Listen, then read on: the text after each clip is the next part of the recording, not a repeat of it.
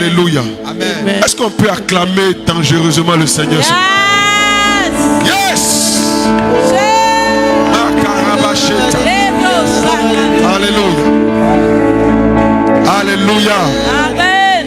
Alléluia. Amen. Alléluia. Alléluia. Amen, amen, amen, amen. Alors ce matin, je ne vais pas introduire le dévotionnel 3. Je vais donner la primeur à notre père spirituel, pasteur principal de la maison, puisque ce soir déjà dans toutes les églises, il va commencer à introduire la bénédiction de la provision divine. Alléluia. Amen. Mais nous, ce que nous allons faire, parce qu'on n'a pas pu terminer le dévotionnel 2, voilà, comment être connecté au bon partenaire. Voilà. Et la dernière clé, c'est, je dirais, la maîtrise des relations. Comment savoir se connecter et puis comment gérer les connexions que Dieu nous envoie. Et on va terminer les différents stages. Avec cette partie, ça te permet de savoir trouver le bon partenaire d'affaires, le bon conjoint, la bonne personne avec qui tu dois entreprendre. Voilà, donc on va terminer aujourd'hui, ce matin, le dévotionnel 2. Et puis ce soir, dans nos rencontres de prière, voilà, parce qu'on démarre ce matin, à partir de ce matin, on entre en jeûne, donc les 3 jours de jeûne habituels pour procéder le mois dans toutes les églises Vase d'Honneur commencent ce matin. Voilà, donc on est dans le jeûne et à 18h30, chacun se retrouve dans nos différentes communautés Vase d'Honneur. Voilà, avec tous les programmes qui seront en cours et les messages pendant ces 3 jours seront donnés par notre pasteur principal, le père de la maison, le pasteur Mohamed Sanogo. Donc ce soir, soyez tous connectés dans vos différentes communautés parce que c'est lui qui va introduire la 3e bénédiction qui est la bénédiction de la provision divine. Alléluia. Donc nous, on va terminer le dévotionnel 2 et puis à midi aussi, on va avoir notre rencontre de méditation. Alléluia. Alors donc, je vais résumer rapidement cette dernière clé là de savoir gérer les relations. Connexion divine, ça a commencé depuis le jour 26, connecté au bon partenaire.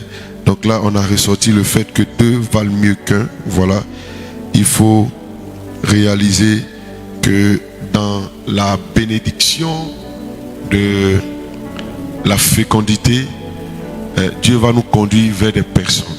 Voilà, Dieu va créer le contact, les connexions avec les personnes. Je prends un exemple simple. Quand une femme veut concevoir, elle ne va pas seule. Voilà.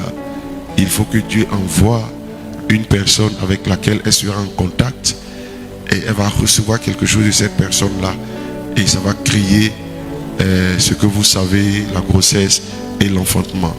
Et c'est la même chose.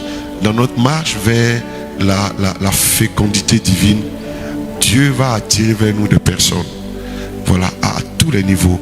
Voyez, si c'est sur le plan professionnel, c'est pas un contact, c'est pas une personne que Dieu va nous ouvrir des portes d'entrée. Et même quand nous serons là-bas, c'est notre capacité à savoir collaborer avec les gens de l'entreprise qui va faire qu'on aura de bons résultats. Alléluia. Si tu es dans une entreprise et tu as un mauvais relationnel, tu n'arrives pas à collaborer avec les autres, il va sans dire que quand on va faire le point de ton travail, tu auras de mauvais résultats parce que 2 valent mieux qu'un. Voilà. Tu ne peux pas travailler seul. Il a dit, il n'est pas bon que l'homme soit seul. Quand Dieu le disait, je vous le dis tout le temps dans la Genèse, ce n'était pas par rapport au rapport sexuel seulement, ce n'était pas par rapport au mariage, mais c'était par rapport au fait que de façon concrète dans la vie, il n'est pas bon que l'homme travaille seul. Il n'est pas bon que l'homme soit solitaire. Il n'est pas bon que l'homme évolue en solo. Tu ne peux rien faire toi seul. Tu ne peux rien, même dans les pays qui essaient de s'isoler. À un moment donné, ils seront obligés d'ouvrir les frontières et d'être en contact avec d'autres pays. Il y a des choses qui sont dont ton pays a besoin que tu n'as pas dans ton sous-sol. Voilà, tu es obligé de collaborer, d'exporter dans d'autres pays voisins des éléments qui sont utiles. Voilà, pour ton pays. Il y en a par exemple qui peuvent avoir le cacao, qui peuvent avoir plusieurs choses, mais qui n'ont pas peut-être le pétrole, qui n'ont pas par exemple certaines richesses de la terre que d'autres ont. Voyez, donc Dieu a partagé de façon équitable dans toute la terre, de sorte que on a besoin toujours de quelqu'un d'autre. Même de façon pratique, pourquoi Dieu fait deux yeux? Il pouvait nous faire un œil au milieu ici, pour qu'on regarde, mais Dieu fait deux. Il y a des choses que Dieu fait dans nos vies pour nous faire comprendre qu'on a toujours besoin d'évoluer avec quelqu'un d'autre. Même pour les oreilles, il fait deux oreilles, il faut que quelque chose entre ici, quelque chose entre là. Alléluia. Alléluia. Les pieds, il y en a deux. Les mains, il y en a deux. Les pieds, les mains, c'est tout ce qui nous aide à travailler. Voyez. Et ça, il en a fait deux. Pour nous donner d'être efficaces. Les pieds nous donnent de faire des mouvements, de poser des pas, d'évoluer dans ce qu'on fait. Mais il en a fait deux. Il n'a pas fait un pied. S'il avait fait un pied, on allait faire comme ça. Tu vois. Donc les deux pieds nous donnent un certain équilibre dans notre marche. Les deux mains nous facilitent la prise de certaines choses. Voilà. Tout est fait de deux pour qu'on réalise qu'en réalité, il n'est pas bon pour nous qu'on soit seul. Alors, dans la marche vers le fait d'être connecté au bon partenaire, le jour 27, il y a eu le stage 1 que je vais lire. Est-ce que les autres, vous avez votre dévotionnel 2? Vous voulez pas? Si je ne veux pas être le seul à lire, voilà, donc ceux qui l'ont aussi, vous allez prendre le micro, on va lire. Le stage 1, on l'a vu le jour 27, ça c'était le dimanche. Il dit, pour rencontrer le bon partenaire, deviens un bon partenaire pour Dieu. Alléluia. En fait, c'est la première clé. Ce qui va faire que tu vas attirer facilement les bonnes personnes. Et quand les bonnes personnes vont venir, tu pourras mieux collaborer avec ces bonnes personnes. C'est le fait que toi-même, tu sois la bonne personne. Parce que la nature de Dieu en toi va t'amener à voir le regard de Dieu. Plus tu seras comme Dieu, plus tu vas commencer à voir les hommes comme Dieu les voit. Plus tu vas ressembler à Dieu, tu vas savoir prendre les hommes que Dieu t'envoie. Les gens qui vont marcher avec toi vont plus ressembler à Dieu. Si toi-même, tu ne ressembles pas à Dieu et que tu es blessé à l'intérieur de toi, et qu'à l'intérieur de toi, tu as des maladies de l'âme, où toi-même les choses ne fonctionnent pas comme il se doit à l'intérieur de toi, même si Dieu t'envoie la bonne personne, tu auras du mal à la reconnaître. Voyez, toutes les personnes qui sont blessées blessent. Toute personne blessée, tu vas la reconnaître dans sa façon de parler, dans l'aigreur qui va commencer à avoir toutes choses en rapport avec elle. Tu vas commencer à soupçonner le mal autour de toi. Si quelqu'un peut-être t'a mal salué, tu vas interpréter ça de travers, tu vois, parce qu'à l'intérieur de toi, il y a des blessures. Donc, il faut que toi-même, tu sois la bonne personne. C'est pourquoi la première clé pour pouvoir attirer et être en collaboration avec les bonnes personnes, c'est que toi-même, ta relation avec Dieu soit au beau fixe. Alléluia. Ta façon de voir les choses soit la façon de voir de Dieu. Ta façon de parler soit la façon de parler de Dieu. Ta façon d'écouter soit la façon d'écouter de Dieu. Ta façon de marcher avec les gens soit la façon dont Dieu marche avec les gens. Ta connexion avec Dieu va déterminer ta capacité à attirer la bonne personne et ta capacité à savoir rester avec la bonne personne. Et c'est ce qu'il dit dans Genèse 2, 18. Il dit, l'Éternel Dieu dit, il n'est pas bon que l'homme soit seul. Je lui ferai une aide semblable. Il dit une autre interprétation possible de cette partie du verset. Il n'est pas bon que l'homme soit seul et il n'est plus bon que l'homme soit seul. C'est quelque chose que tu dois réaliser. Il y en a peut-être à cause des blessures qu'ils ont connues, ils sont arrivés à un stade de leur vie où ils se disent, bon, il est mieux que je sois seul. Non, c'est démoniaque, c'est satanique. Tu ne peux pas évoluer seul.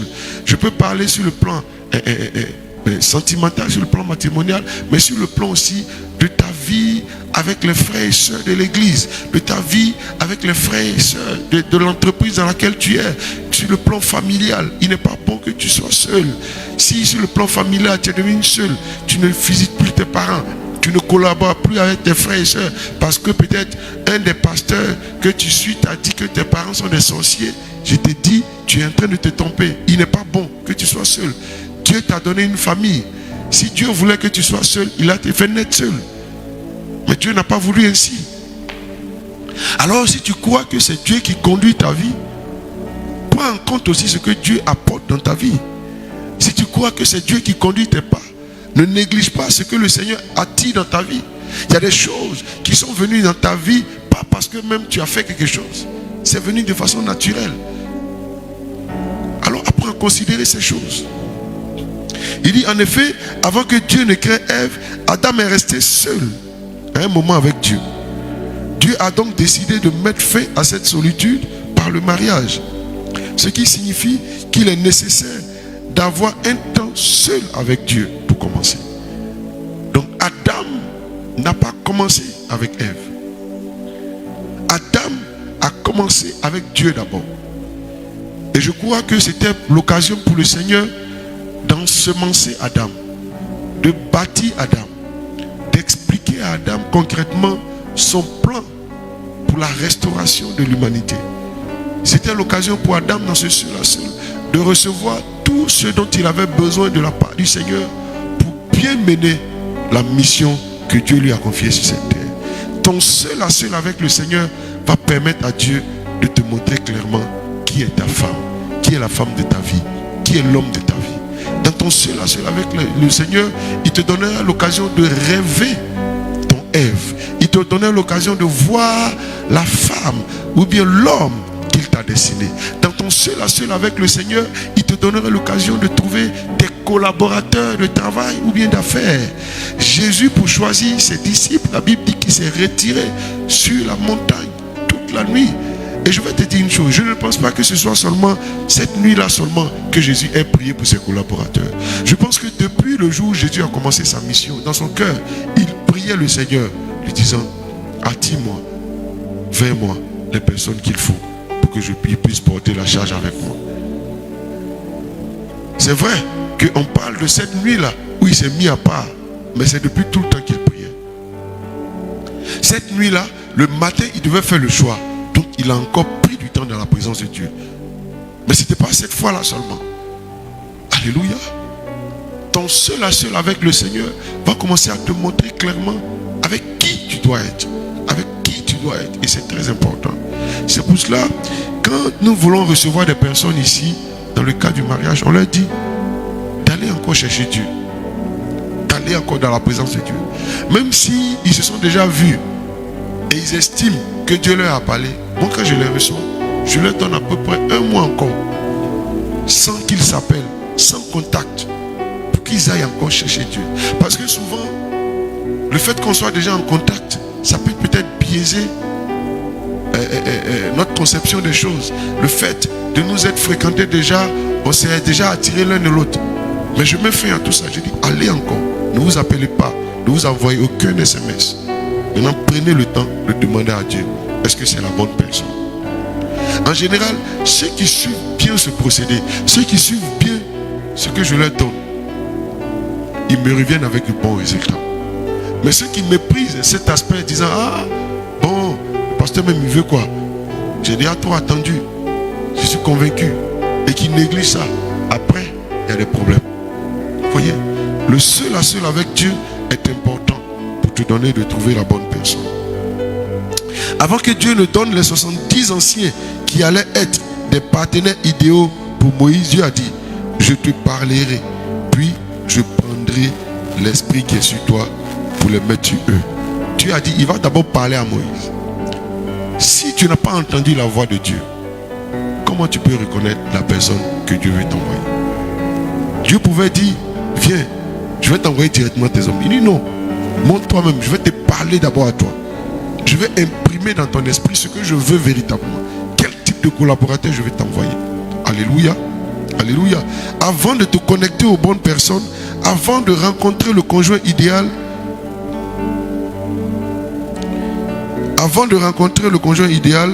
et d'avoir les bons partenaires, Dieu doit avoir un temps seul avec toi où il te parlera. Alléluia. Dieu doit avoir un temps seul avec toi où il va te parler, où il va t'ensemencer. Cette étape est la plus importante. C'est pourquoi vous-même qui n'êtes pas encore mariés et qui aspirez au mariage, prenez le temps vous-même de vous bâtir dans le Seigneur. C'est l'étape la plus importante. C'est pour ça ne jouez pas avec votre vie chrétienne.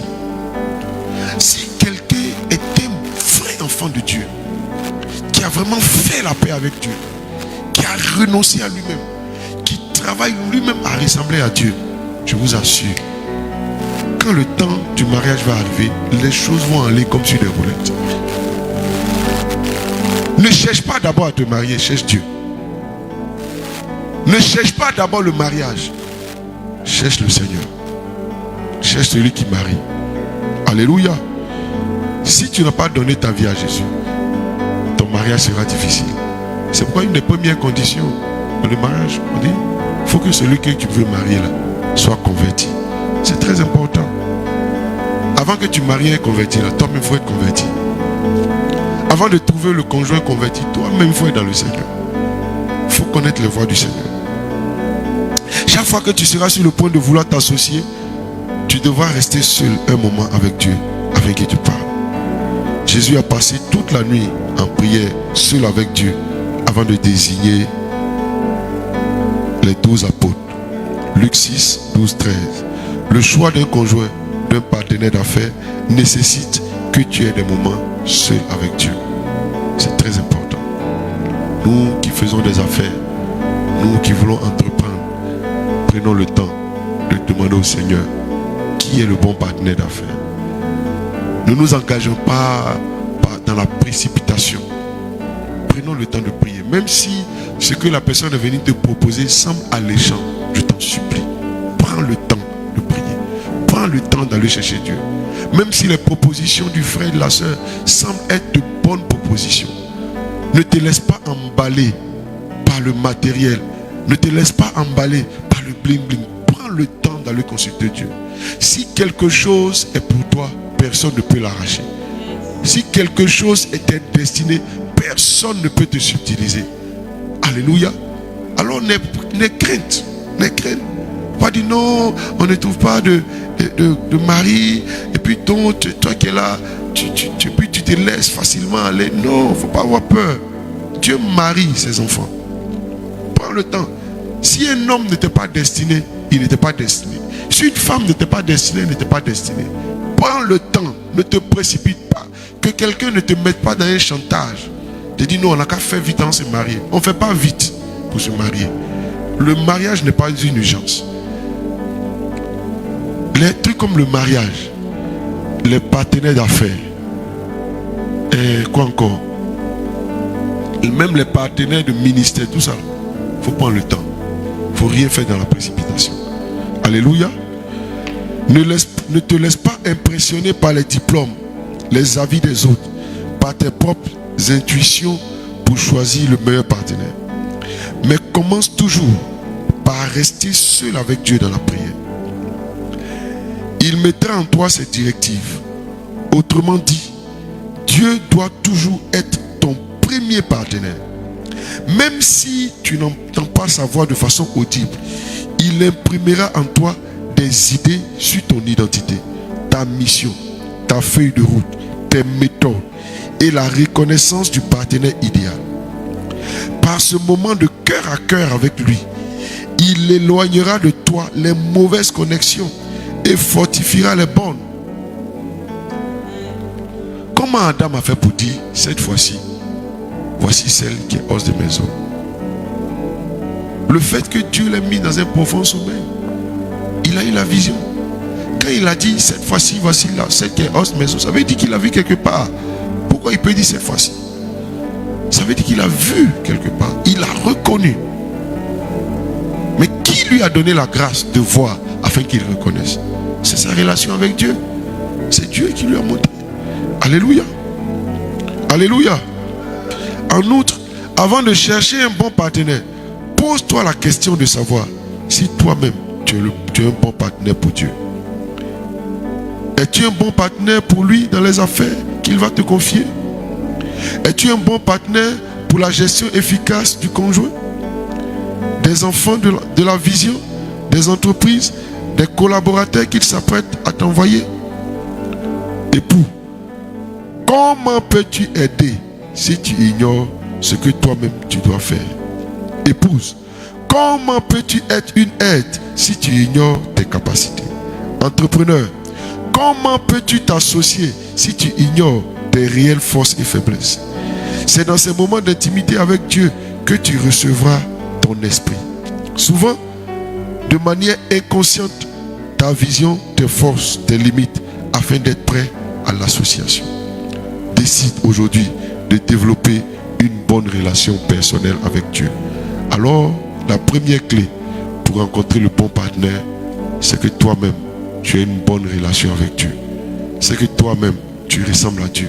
C'est que toi-même, tu as une communion avec le Seigneur. C'est que toi-même, tu as pris le temps dans la présence de Dieu pour savoir clairement ce que tu as à faire, qui tu envoies vers toi, les gens dont tu as besoin. Alléluia. C'est la première clé. Alléluia. Et la deuxième clé, le deuxième stage, comme il a dit, il faut que tu réalises qu'il n'est pas bon que tu sois seul. Il dit, deux valent mieux qu'un, parce qu'ils retirent un bon salaire de leur travail. Ecclésiaste 4, 9. Je lis, note bien qu'il n'est pas dit, il n'est pas bon que l'homme soit célibataire, mais il n'est pas bon que l'homme soit seul. Être célibataire et être seul ne signifie pas la même chose. On peut être marié et demeurer seul. On peut travailler avec des collaborateurs mais être seul. Est-ce que vous comprenez cette partie? La solitude, c'est pas le fait, je veux dire, être accompagné là, ou bien ne pas être seul là. C'est pas le fait d'être physiquement avec une personne. Parce qu'un homme est d'abord être intérieur. Un homme est d'abord un être spirituel et un être émotionnel. Tu vois, mais qui vit dans un corps. C'est pas le contact avec une personne là qui fait que on dit tu n'es pas seul. Mais c'est plus ta capacité à savoir matcher avec la personne, à savoir te comprendre avec la personne. C'est plus ta capacité à savoir à bien te sentir avec la personne qui fait que tu n'es pas seul. Tu peux vivre dans la même pièce avec une personne et puis dans la pratique vous ne vous entendez pas, vous ne voyez pas les choses de la même façon. Quand toi tu veux aller à droite, lui veut aller à gauche. Quand tu as un projet pour les enfants, un rêve pour les enfants, lui il a un autre rêve. Pendant que toi tu es engagé dans la mission, tu as le fardeau des âmes, lui il a un autre fardeau. Voyez? Donc c'est vrai, vous avez mis l'alliance, tout le monde voit que la même bague là vous la portez, mais dans la pratique vous ne voyez pas les choses de la même façon. Et c'est ce qu'il est en train de dire ici. Alléluia. Il dit, malgré qu'il eut de nombreux anciens pour l'aider à gérer le peuple, en Exode 18, Moïse a dit à Dieu, dans Nombre 1, qu'il se sent seul à porter le peuple. Voyez? Donc, ce n'était pas le fait que Moïse ait nommé des personnes qui faisaient que le travail réussissait. Il a nommé des personnes, mais les personnes n'avaient pas son esprit. Malgré qu'il a établi des personnes sur le conseil de Jéthro, le travail n'avançait pas comme il se doit. Voyez, il fallait un autre élément pour que le travail puisse avancer. C'est ainsi que Dieu décide de oindre 70 anciens pour porter avec lui la charge. Beaucoup de problèmes dans les couples viennent du fait que les conjoints évoluent seuls, bien qu'étant mariés. Pour trouver les bons partenaires, le conjoint, le bon associé, tu dois d'abord accepter cette déclaration de Dieu. Il n'est pas bon que tu sois seul. Homme, tu dois accepter que tu as besoin d'aide. Femme, tu dois accepter que ta mission, c'est d'aider la personne que Dieu t'a confiée. Alléluia. Alléluia. Un homme doit réaliser qu'il n'est pas bon qu'il soit seul. Un homme doit comprendre qu'il ne peut pas gérer cette entreprise, cette vision-là toute seule. C'est pour cela que le fait de comprendre ce principe va créer en toi le désir la capacité de savoir apprécier les aides. Voyez, si cette vérité-là n'est pas forte dans ton esprit, tu ne sauras pas valoriser les connexions. Si tu n'acceptes pas le fait que être seul là, c'est pas bon. Quand les connexions, les relations vont venir, tu ne sauras pas les valoriser. C'est ta capacité à valoriser cette déclaration du Seigneur qui va faire que tu vas apprécier à sa juste valeur les relations, les connexions que Dieu va t'envoyer. Si dans ton esprit, tu acceptes que bon, toi-même tu peux gérer tes choses seul, tu as mis dans ta tête, c'est comme une marge de manœuvre. Tu ne vas pas te sacrifier pour les autres. Parce que dans ton esprit, tu dis, bon, de toute façon, même si vraiment il peut gérer ma chose seul. Non.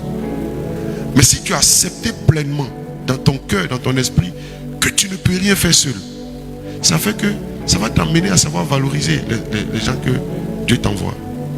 Alléluia. La valeur que tu accordes à l'argent fait que tu arrives à apprécier l'argent. La valeur que tu accordes aux choses te donne de savoir mieux gérer les choses. Voyez. Donc, si cette vérité, cette déclaration du Seigneur a une très grande valeur dans ton esprit, ça va faire que tu vas mieux gérer les personnes que Dieu va t'envoyer. Tu vas savoir les valoriser. Tu vas savoir les entretenir. Tu vas savoir mieux entretenir les relations. Parce que tu te rends compte que tu ne peux pas faire cette église en Akazola toi seul. Tu te rends compte que tu ne peux pas bâtir ce foyer à toi seul. Tu te rends compte que cette grande entreprise que Dieu a mise sur ton cœur, tu ne peux pas la bâtir toi seul.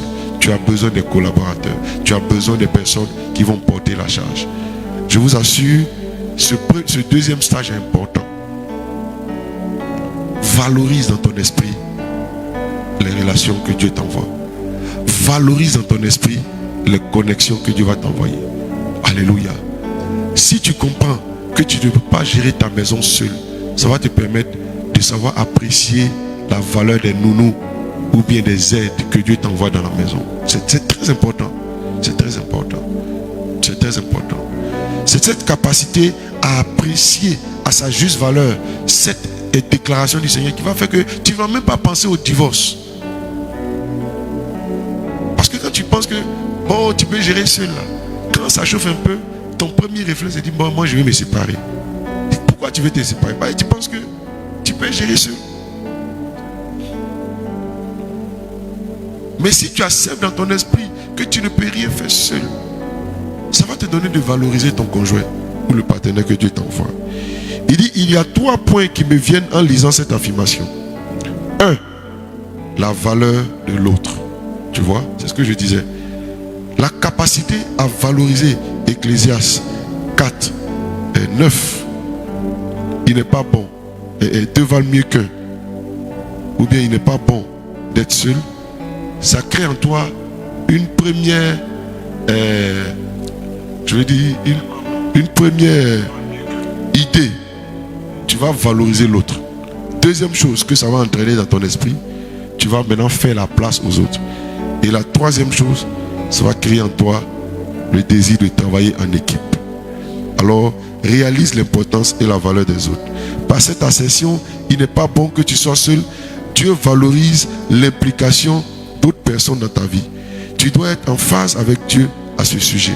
Si tu souhaites te connecter avec les bonnes personnes, malgré qu'ils aient créé l'homme, qu'il ait créé l'homme à son image et doué d'intelligence, Dieu dit, pourtant, il n'est pas complet.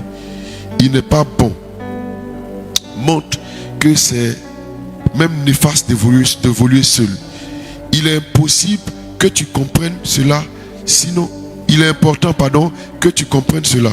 Sinon, tu ne sauras pas reconnaître et valoriser les personnes avec qui Dieu te connectera. Valoriser l'autre, c'est être conscient qu'une intelligence, un raisonnement, un savoir-faire différent et complémentaire est indispensable. Cette conscience t'amènera à savoir écouter et observer les autres pour comprendre la valeur dans ta vie et ta valeur avec leur vie. Dans leur vie. Valoriser l'autre, c'est réaliser qu'il est important que certains ne pensent pas et ne raisonnent pas exactement comme toi. Tu vois, ça va t'amener à accepter la différence. Valoriser l'autre, c'est être conscient et être assez mature pour concevoir l'idée même de la différence. C'est-à-dire qu'il n'est pas bon que tout le monde soit comme toi. Celui qui sait apprécier la différence saura discerner la complémentarité. Celui qui sait apprécier la différence est plus à même à reconnaître les meilleures connexions. Car Dieu n'enverra pas toi-même ou ton alter ego vers toi.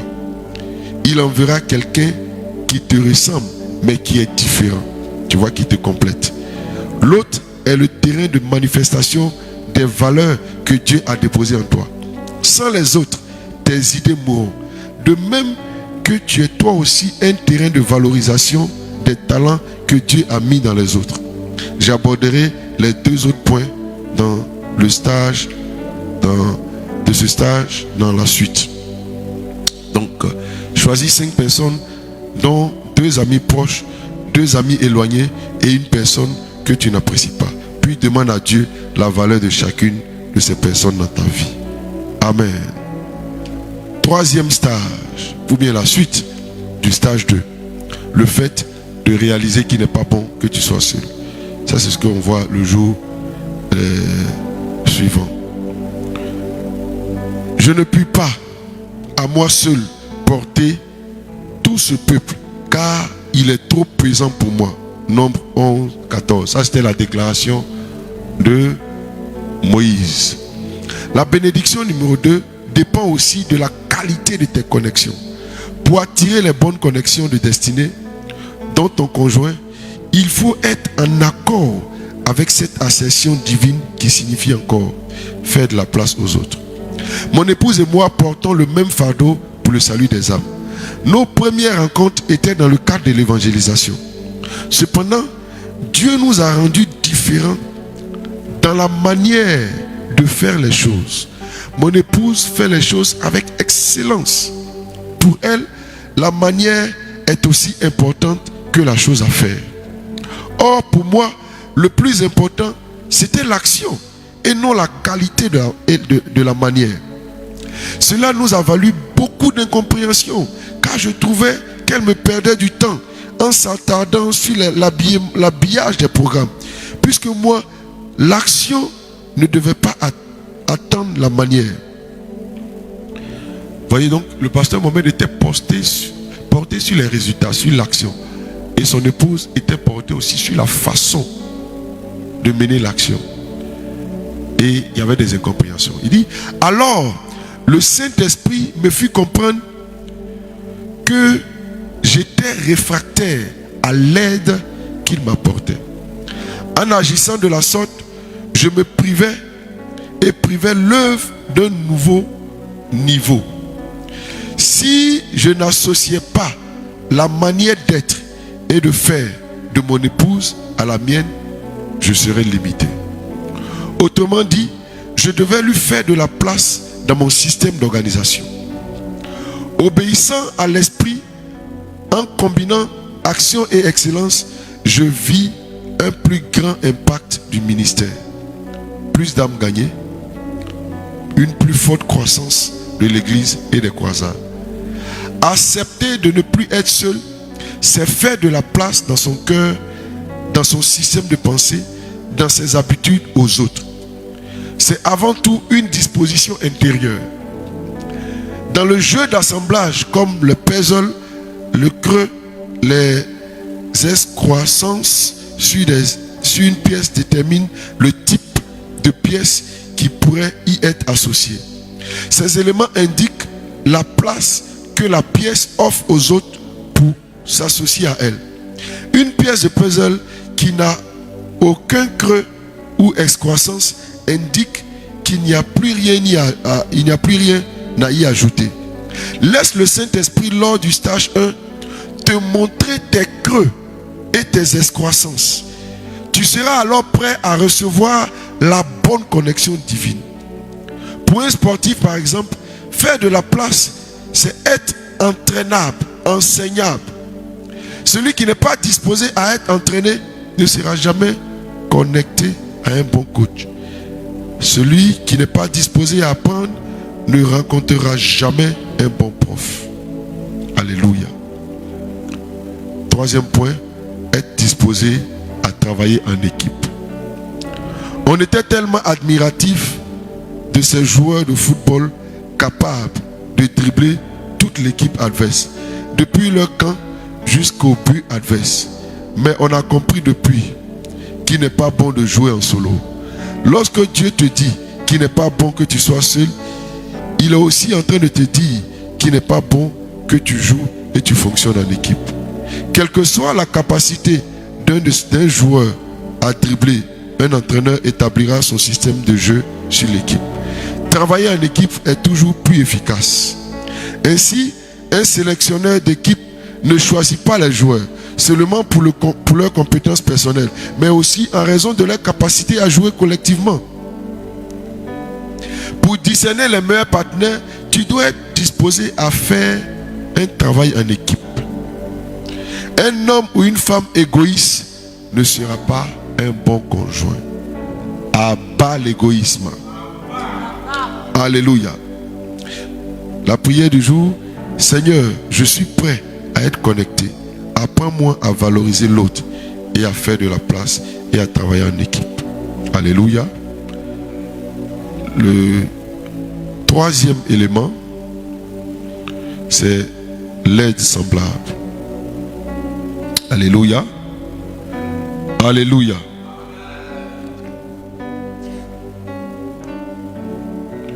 Je vais lire l'aide semblable. Ça c'est si on avait 31 jours dans le mois de février, ça allait être le 30e jour. Alléluia. Mais c'est en même temps toutes les clés qu'il est en train de donner pour être connecté au bon partenaire. Je veux qu'on puisse résumer. Voilà, comment être connecté au bon partenaire. Première clé. Première clé. Être soi-même le bon partenaire. Donc la qualité de notre relation avec Dieu détermine la capacité d'attirer le bon conjoint. Deuxième, accepter qu'il n'est pas bon que tu sois seul. Maintenant, troisième, l'aide semblable. Alléluia. Alléluia. Alléluia. En Exode 18, le beau-père de Moïse, Jéthro, lui avait fait remarquer qu'il allait se détruire en continuant à travailler seul. Sur son conseil, Moïse désigna un certain nombre de responsables pour l'aider à la tâche. Moïse avait donc compris l'importance de ne plus être seul à diriger. Vous vous souvenez, il s'assoit le matin jusqu'au soir. C'est lui seul qui reçoit les cas. C'est lui seul qui reçoit les plaintes. Et il s'assoit lui seul pour gérer. Or, il pouvait s'appuyer sur des personnes pour l'aider à gérer les petites tâches. Et les tâches les plus compliquées, on allait le lui envoyer. Et c'est là que Dieu est venu à son aide au travers de son beau-père. Il dit, malgré cela, en Homme 11, Moïse est déprimé d'être seul face à la tâche. Et c'est là que Dieu lui révèle une chose complémentaire à ce que lui a dit Jéthro. Il dit, je leur donnerai l'esprit qui est sur toi. C'est-à-dire que Dieu allait faire en sorte que l'équipe dirigeante ait le même esprit que Moïse. Pour qu'Adam ne soit pas seul, ne soit plus seul, Dieu a choisi une aide semblable. Pas seulement une aide, mais une aide semblable. Ce qui signifie que tu continueras à te sentir seul si celui qui vient t'aider n'est pas semblable à toi. Je précise qu'il n'est pas dit identique, mais semblable. Si un homme est au milieu des animaux, on dira qu'il est seul. Si un chien est au milieu des moutons, on dira qu'il est seul. Pour ne plus être seul physiquement, il faut être avec des êtres de la même espèce. Ne pas être seul, c'est être avec ses semblables. Tu te sentiras seul au milieu de 10 000 personnes si tu n'as aucun ami, aucune personne avec qui communiquer. La solitude de l'âme, c'est la solitude de l'âme. Ton Dieu fera en sorte que ton conjoint idéal et toi soyez amis pour que tu ne sois pas seul dans ta propre maison. Ton semblable dans l'âme est un ami à qui tu t'attaches. Voyez? C'est dit, vous qui aspirez au mariage, ça doit être un élément important. La personne avec qui tu veux te marier, est-ce que vous arrivez à être des amis? Est-ce que vous arrivez à parler, à causer, à échanger? Est-ce que vous vous sentez bien en présence de l'un et de l'autre? Si quelqu'un que tu veux marier, vous avez du mal à être des amis, sur le plan émotionnel, avoir une certaine fusion, ça va être compliqué. Le couple va être monotone, le mariage va être monotone. Donc ce n'est pas juste ce qui est physique, mais ce qui est intérieur est très important. Parce qu'à la maison, vous devez vous asseoir, parler, échanger, causer, parler de tout et de rien. Il va arriver peut-être que l'autre soit en voyage. Vous devez parler au téléphone. Mais si tu n'arrives même pas à parler avec la personne, ça sert à quoi? Et c'est ce qu'il est en train d'expliquer. Il faut qu'il y ait une similitude quelque part. Il faut qu'il y ait une certaine fusion quelque part. Et surtout sur le plan de l'âme. Une amitié finit par s'arrêter lorsqu'on n'a plus les mêmes visions, fardeaux et valeurs. C'est ainsi que les meilleurs amis d'enfance peuvent ne plus être des amis à l'âge adulte lorsque les visions, valeurs et fardeaux ne sont plus les mêmes. Moi je me rappelle que quand j'ai donné ma vie au Seigneur, il y a des amis dans la foi et les amis d'enfance ou bien les camarades de quartier avec qui je ne pouvais plus marcher parce que nos valeurs n'étaient plus les mêmes. Eux-mêmes ils sentaient que j'étais devenu différent. Eux-mêmes aussi savaient que leurs valeurs, leur centre d'intérêt n'avait plus rien à voir avec mes centres d'intérêt. Ton semblable en esprit possède les mêmes visions, fardeaux et valeurs que toi. Pour réussir son mariage, il faut que les trois niveaux, conformité physique, conformité au niveau de l'âme, conformité au niveau de l'esprit, soient comblés. Pour réussir une entreprise, une église, un ministère, le troisième niveau suffit à lui tout seul.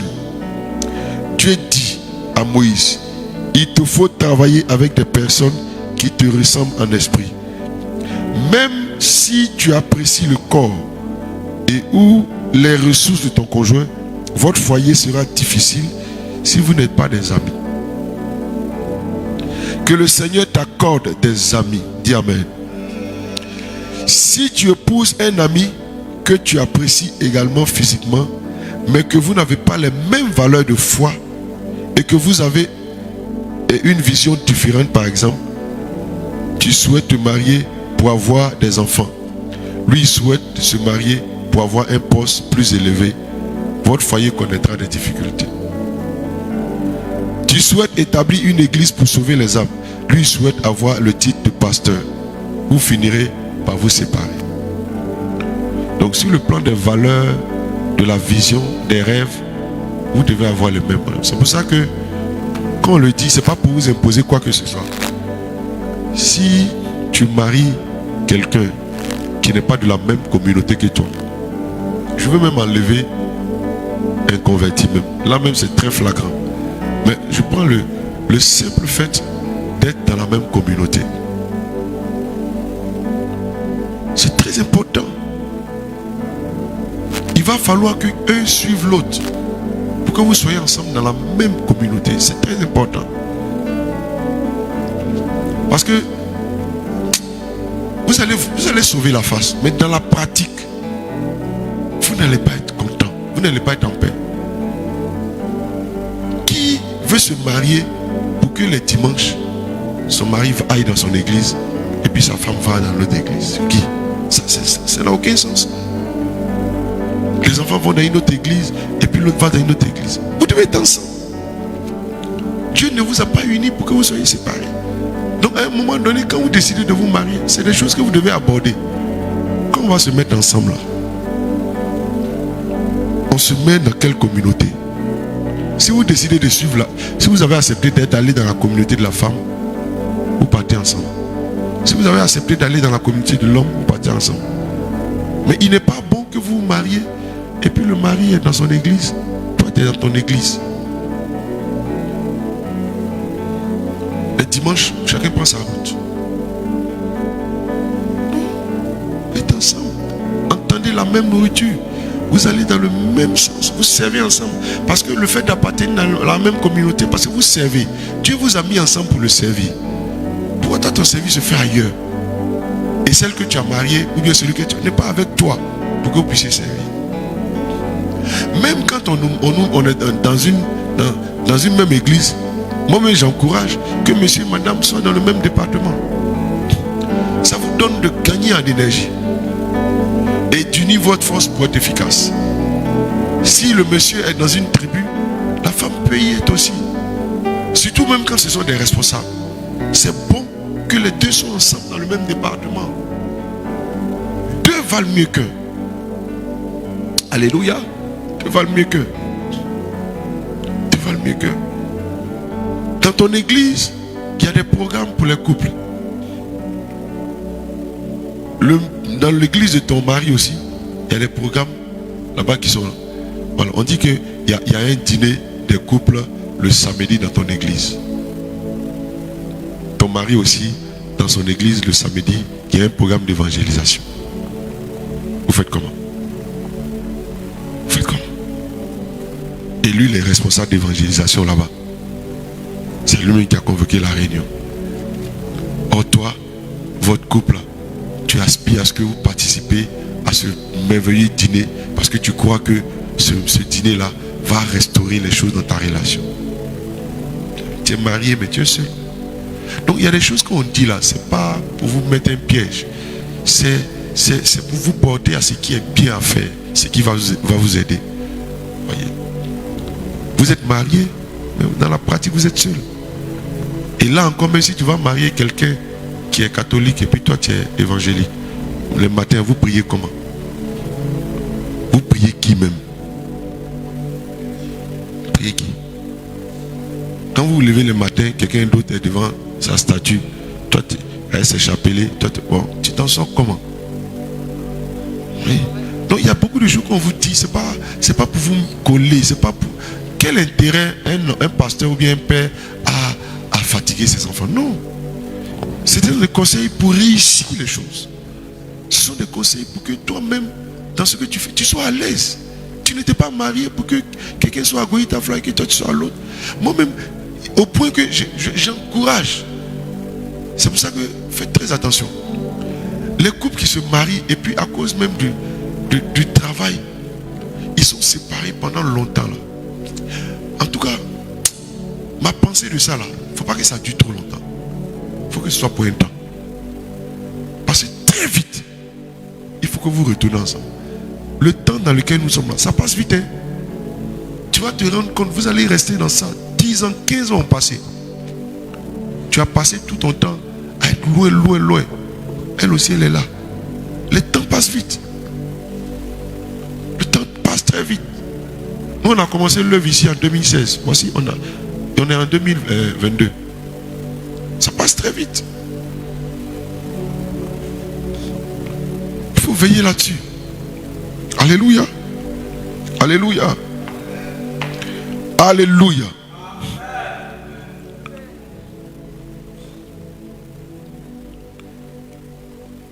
J'étais où même? Tout comme Dieu l'a fait pour Moïse, Dieu corrige là où tu as fait des erreurs. Il te donne d'être seul d'esprit avec des connexions. Je sens l'Esprit de Dieu qui, à travers ces lignes, réconcilie des couples et redynamise des entreprises, des églises, en vous accordant le même esprit. Alléluia. Seigneur, accorde-moi de rencontrer les personnes avec lesquelles je suis semblable afin de porter efficacement la charge que tu me donnes. Donc, la troisième clé pour rencontrer le bon conjoint, c'est de rechercher à être d'un même esprit et d'une même âme avec la personne. Alléluia. Voilà. Rechercher la symbiose de l'esprit et de l'âme. Alléluia. Alléluia. Quatrième stage.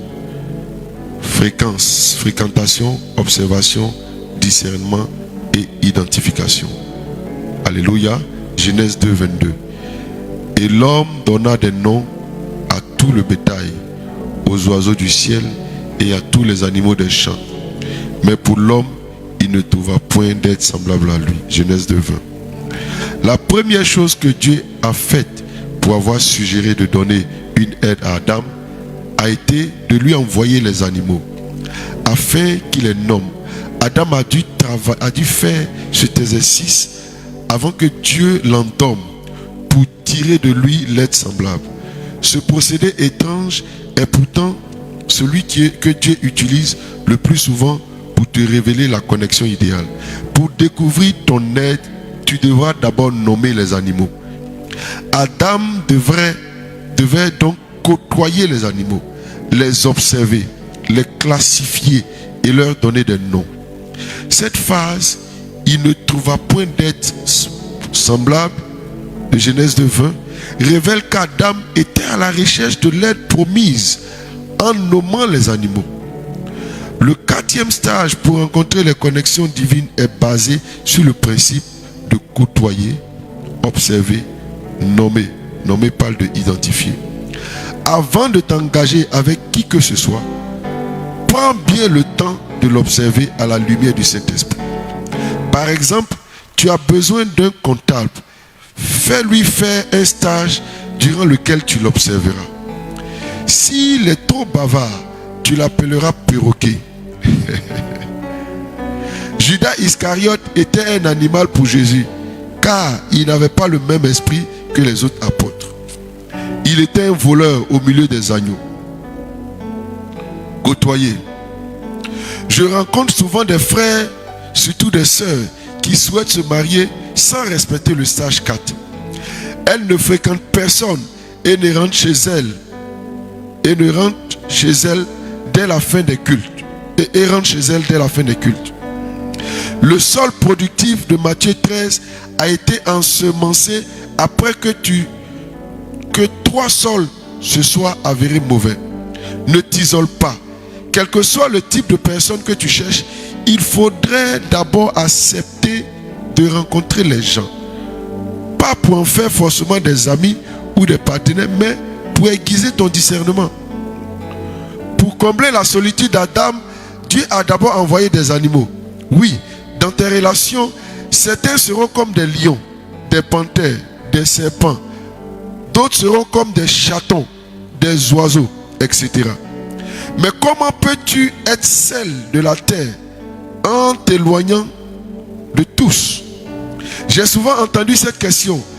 Dieu ne pourra-t-il pas révéler directement les personnes assorties? Bien sûr que si, il le pourrait. Mais la Bible dit dans le livre d'Hébreux 5, 11, que la volonté de Dieu est que l'homme développe son discernement par l'usage. C'est à force de côtoyer, à force d'expérimenter que tu discernes, que le discernement se développe. Dieu savait très bien qu'Ève ne se trouvait pas parmi les animaux, mais il a tout de même laissé Adam la chercher parmi eux. Tu ne trouveras peut-être pas ce que tu cherches au milieu de ceux que tu côtoies, mais chemin faisant, tu te rapprocheras de tes connexions de destinée. Troisième point, observer. Adam a reconnu Ève en ces termes. Cette fois-ci, voici celle qui est os de mes os et chair de ma chair. Ce qui signifie qu'il avait pris le temps d'observer les animaux pour constater leurs différences. Demande à l'esprit de t'apprendre à observer avec l'œil de Dieu. C'est par l'usage de l'observation que tu acquéras la sagesse du discernement. Et Dieu veut que tu passes par là. Troisième point de ce 4e stage, c'est nommer. Jésus pouvait dire, je ne vous appelle plus serviteurs, mais mes amis. Jean 15, 15. Il faisait la différence entre les types de relations qu'il entretenait avec ses différents proches. Tu dois, avec l'aide du Saint-Esprit, différencier dans tes relations ceux de qui il faille s'éloigner et se rapprocher, et ceux qui doivent être des amis, des connaissances, un conjoint, un collègue, un père, une mère, un mentor, etc. Faire d'un collaborateur un époux peut s'avérer une mauvaise idée. Accepte d'aiguiser ton discernement à la lumière du Saint-Esprit par le contact. Alléluia. Donc le stage 4 va t'aider dans le fait de te rapprocher des gens à aiguiser ton discernement. Donc tu dois côtoyer. Si tu veux rencontrer le bon partenaire, il faut être avec les frères et les sœurs. Il faut être en famille. Il faut servir. Il faut collaborer. Il faut être dans un groupe. Si tu finis ton culte que tu pars, comment tu vas rencontrer des gens, la personne que Dieu t'a réservée? Si tu es dans une entreprise que tu n'as aucun contact avec quelqu'un, comment tu vas rencontrer le bon partenaire? Il y a des gens qui prient pour se marier, mais ils aiment se mettre dans leur coin. Tu vois? Comment tu peux rencontrer la bonne personne? Donc, il faut être en famille. Il faut être dans un groupe. Il faut être dans une tribu. Il faut être dans une famille d'honneur. Il faut être dans l'église. Il faut participer à l'effort de la communauté. Il faut être quelque part. Alléluia. Et c'est là que tu vas commencer à observer. C'est là, dans l'église, dans le fait que tu sois en famille, dans le fait que tu sois avec les personnes, que tu vas commencer à observer. Regardez, regardez, regardez, regardez. Jusqu'à ce que tu puisses discerner la bonne personne. Alléluia. Donc ce stage est très important. Et le 5e stage, pour terminer, os de mes os, chair de ma chair. Alléluia. Proverbe 18, 22. Celui qui trouve une femme trouve le bonheur. C'est une grâce qu'il obtient de l'Éternel. Sois conscient que malgré ton discernement, c'est la grâce de Dieu qui conduira les bonnes connexions vers toi. Adam a reconnu le don de Dieu par cette expression. Voici cette fois, celle qui est os de mes os et chair de ma chair. On l'appellera femme. L'os des os et chair de la chair sont les deux critères à rechercher pour reconnaître le bon conjoint. Os de mes os, Etsem. Les conditions que le serviteur d'Abraham a données pour reconnaître la future femme d'Isaac étaient les critères de valeur intérieure, d'humilité, de serviabilité et de douceur. Les os des os évoquent les valeurs intrinsèques.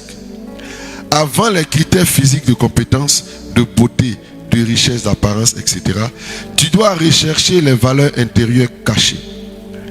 Les os sont la charpente du corps, la partie cachée qui soutient tout le reste. Sans les os, rien ne tiendra fermement. Les os sont donc les valeurs intérieures.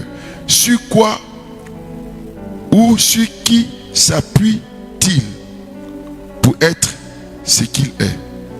Sur Dieu, ses parents, ses diplômes, ses richesses.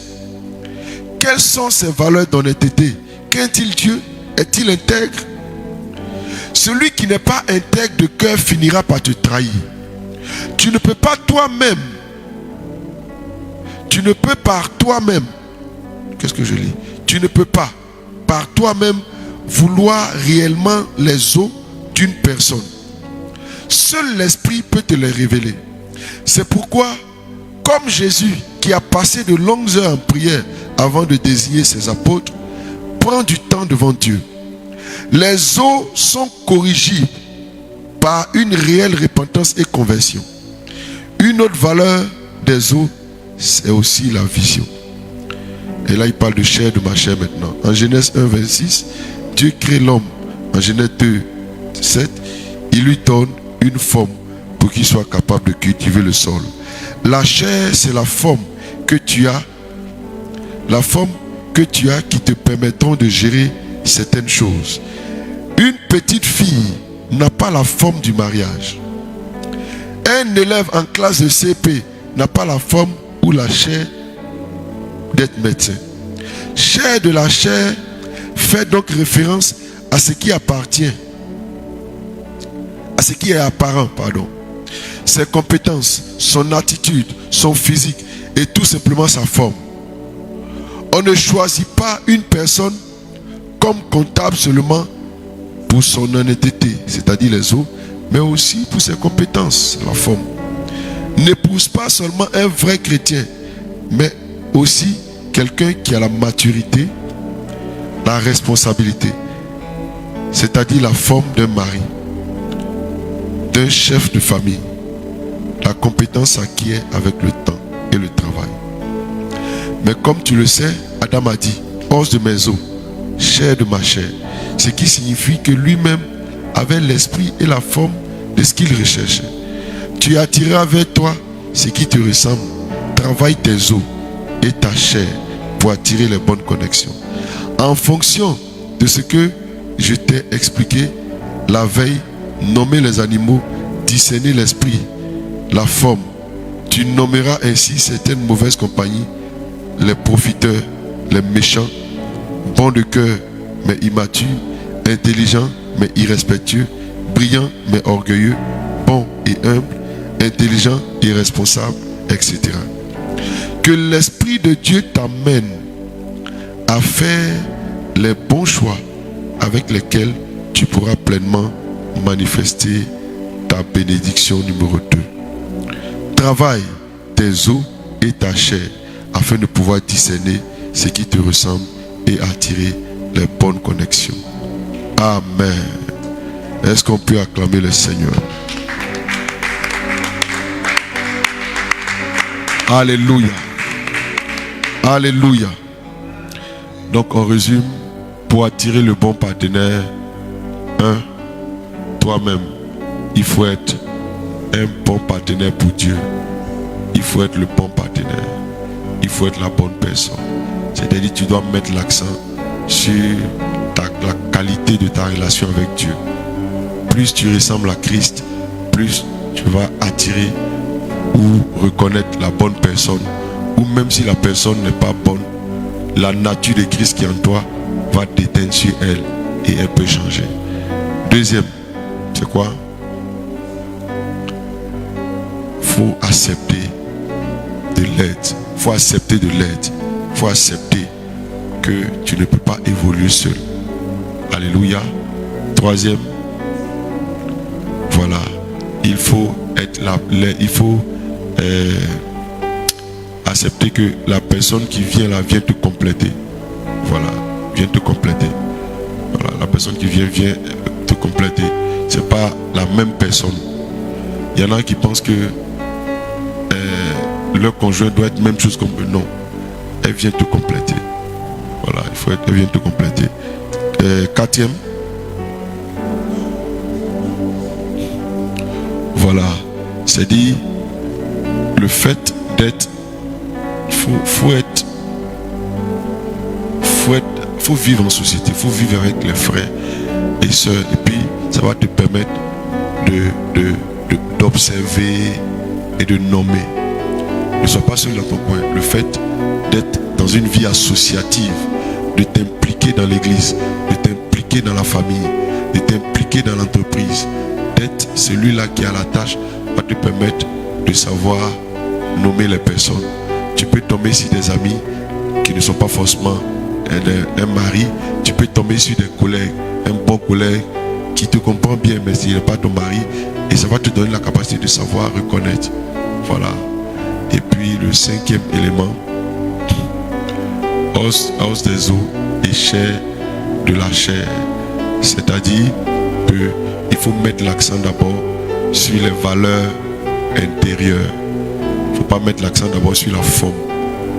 Elle peut avoir une belle forme, joli visage, mais ça peut être souffrance dans le foyer. Alléluia. Il peut être un gars bien, qui prêche bien, éloquent ici, mais ça peut être un gars dangereux. Alléluia. C'est vrai que la forme va d'abord t'attirer, mais quand vous serez ensemble, regarde maintenant les valeurs. Ne reste pas sur la forme pour t'engager dans le mariage. Regarde les valeurs. Est-ce qu'il craint Dieu? Est-ce qu'il respecte ses parents? Est-ce qu'il considère l'homme? Est-ce qu'il est quelqu'un d'honnête? C'est ça que tu dois regarder. Ne reste pas sur la forme. La forme est la deuxième condition, mais c'est les eaux d'abord. L'être intérieur qui a plus d'importance. Que Dieu nous bénisse, que sa grâce soit avec nous. On peut acclamer le Seigneur ce matin. Alléluia.